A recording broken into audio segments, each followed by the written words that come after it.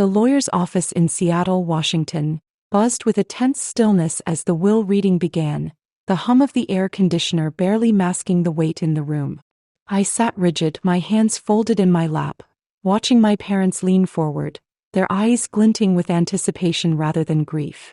I'm Nora Ellis, 29, a data analyst who'd spent years carving her own path, and that look wasn't new. It had shadowed me since childhood. Every time my younger brother Ethan entered a space, I'd convinced myself I was overreacting, too sensitive, too self-reliant to be loved fully.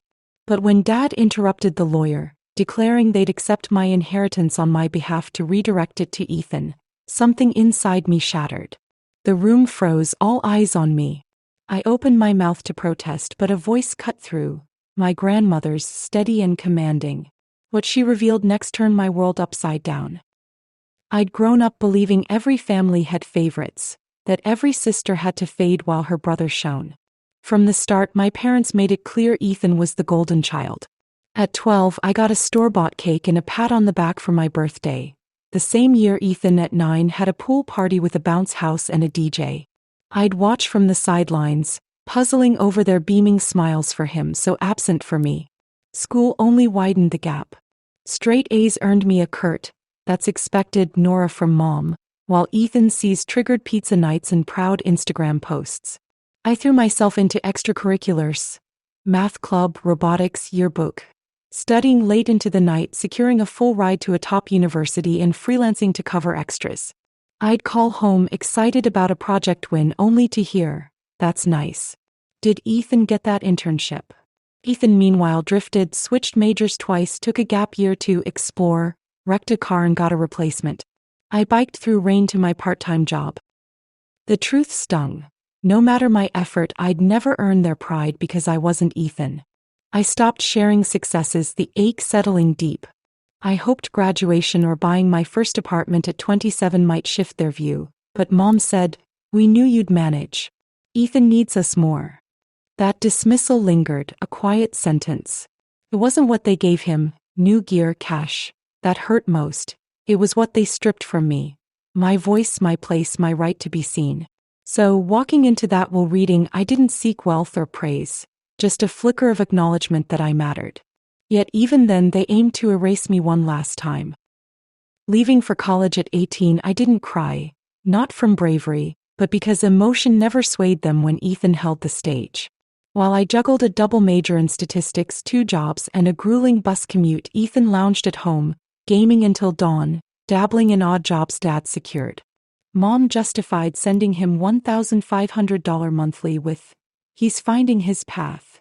When I asked for textbook help, I got, "You're the responsible one, Nora. Figure it out." I did, freelance data visualizations, mastered budgeting, saved enough by junior year to rent a modest place, graduating debt-free.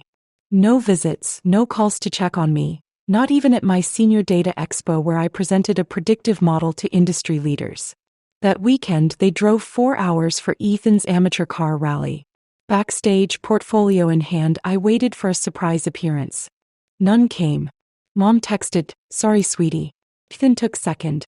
Amazing, right? I stared at the screen, the sting of neglect sealing my resolve to stop chasing their approval. Post-graduation, I climbed to senior analyst at a tech firm, buying a cozy condo in Seattle's Capitol Hill.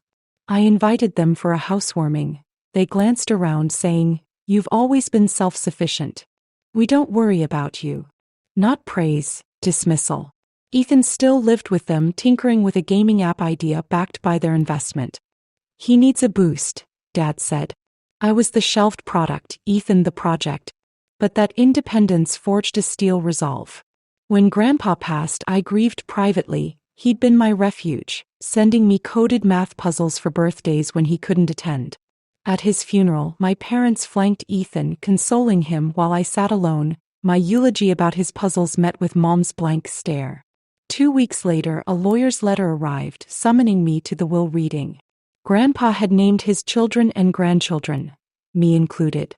Hope flickered, fragile but real. The day before, Grandma's note arrived, her looping cursive a lifeline. "Nora, come to the reading. It's important. Your grandfather insured something. Don't let anyone sway you." Love, Grandma.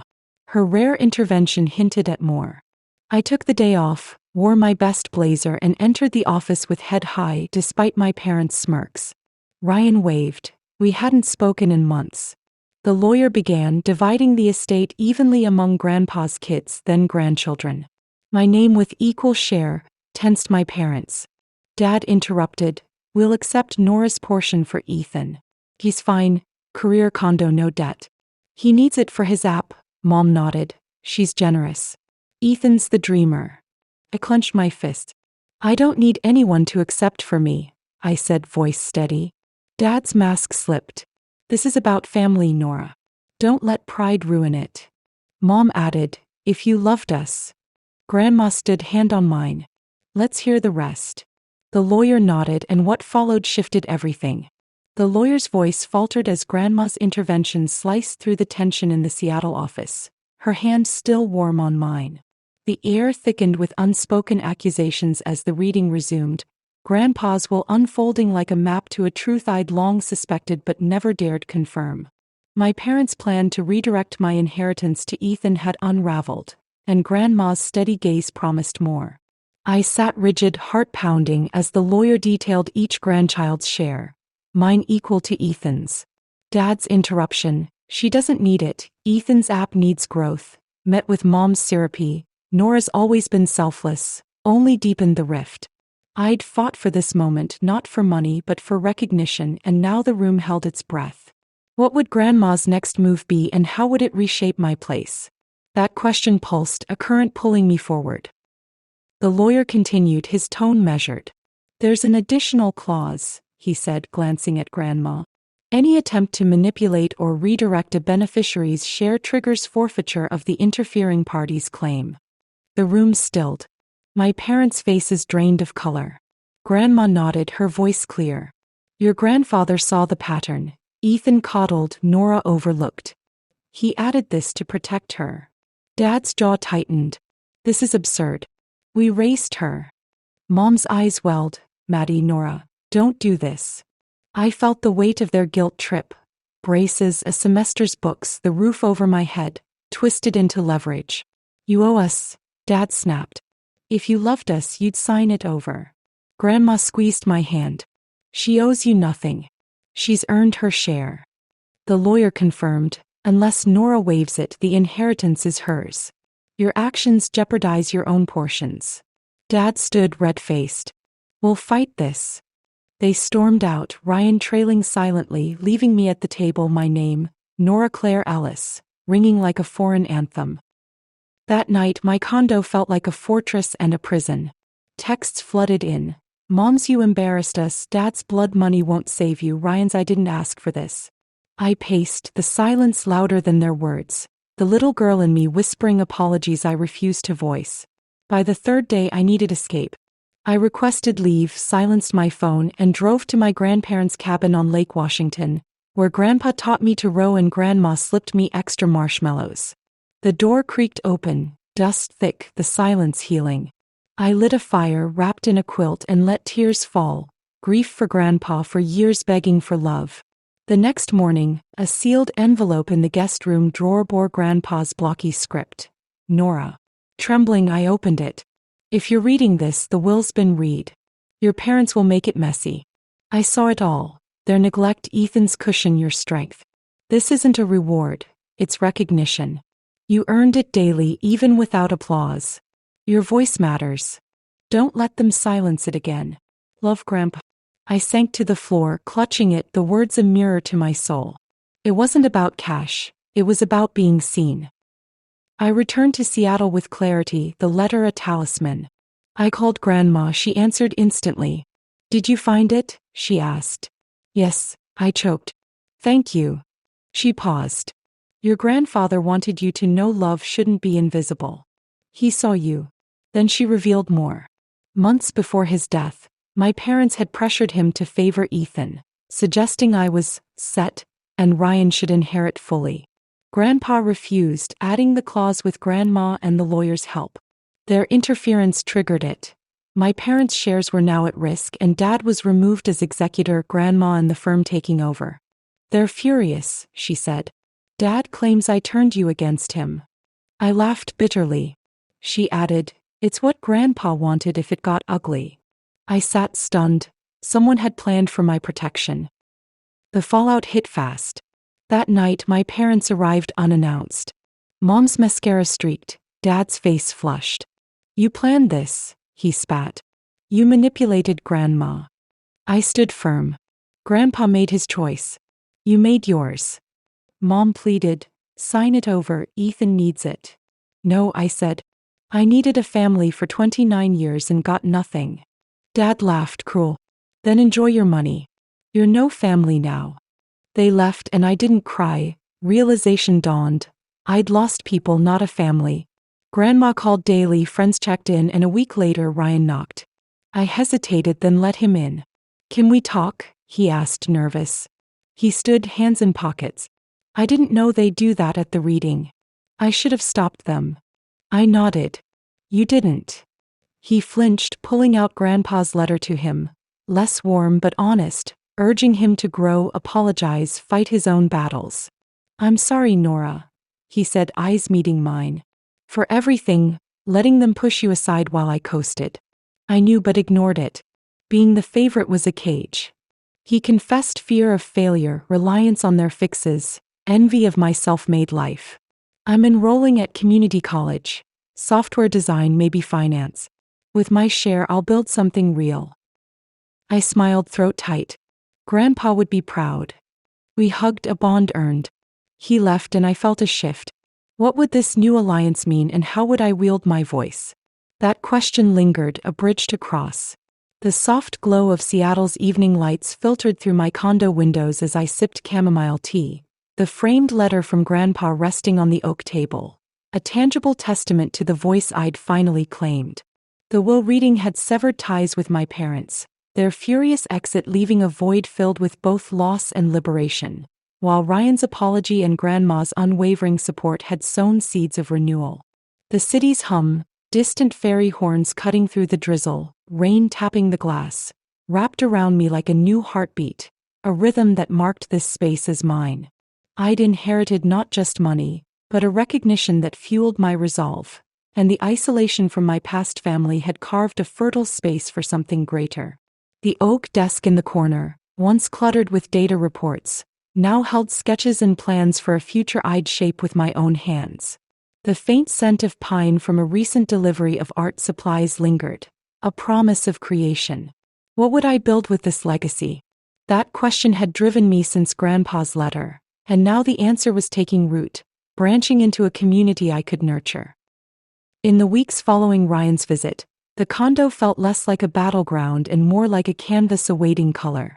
Grandma called daily, her voice a steady anchor through the storm. "You're rewriting your story, Nora," she'd say, her words echoing Grandpa's belief in me. Friends checked in with coffee invites and encouragement, their support a warm balm against the cold silence from Mom and Dad. Their last words, "no family," had faded to a distant echo, and I didn't mourn. I redirected my energy. A month after the reading, I used part of my inheritance to launch the Ellis Empowerment Fund, a mentorship program for young women in STEM, girls like me who'd been told to shrink while their brothers shone. Named for Grandpa, it offered workshops on coding and data analysis, scholarships to bridge financial gaps, and a network to amplify their voices. My way of honoring his faith in my unseen strength. The fund took shape with surprising momentum. I partnered with a local tech nonprofit, pitching a pilot program to empower underrepresented talent. Donations flowed.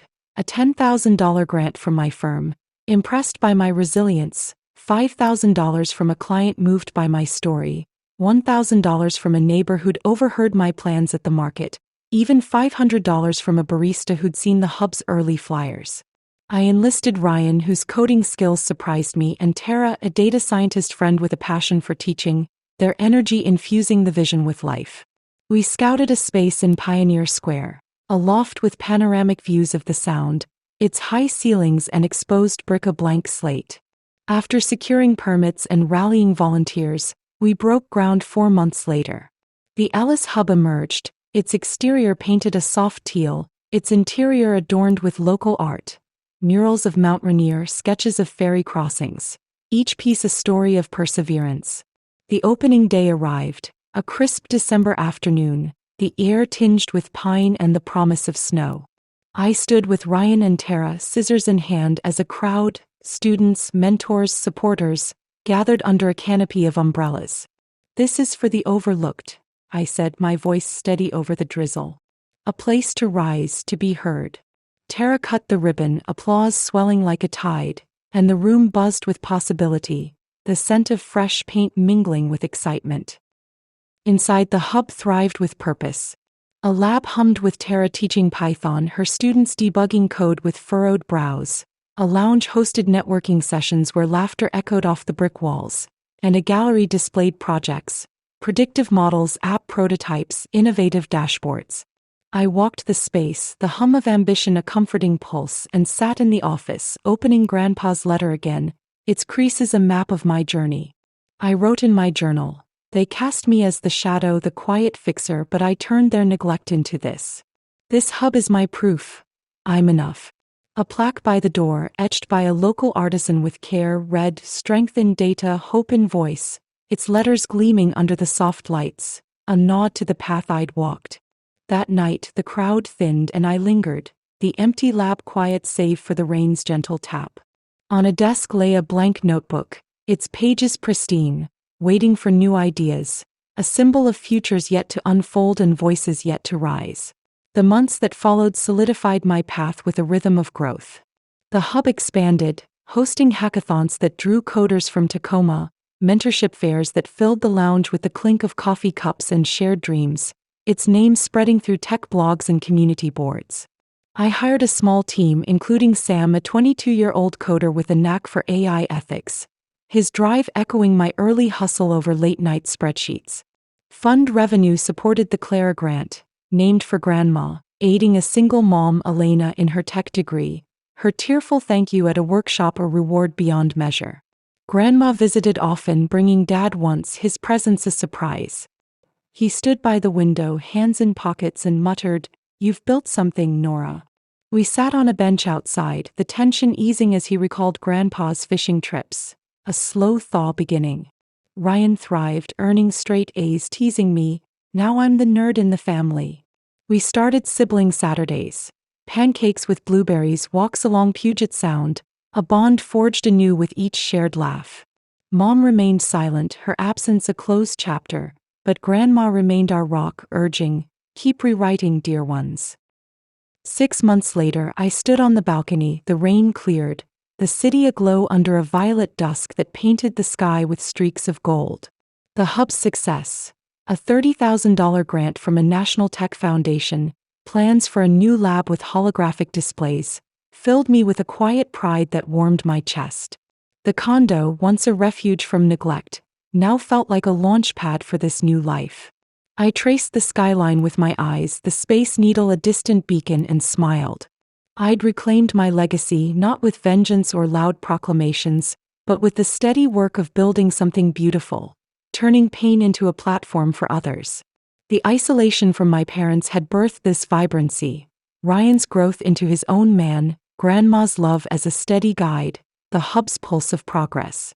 I walked inside, the faint hum of a student's laptop still audible, and sat by the window, the sounds waves mirroring my journey. I was whole, at peace, my voice a legacy echoing beyond the walls of this home, its roots sinking deep into a community I'd helped nurture. Hey everyone!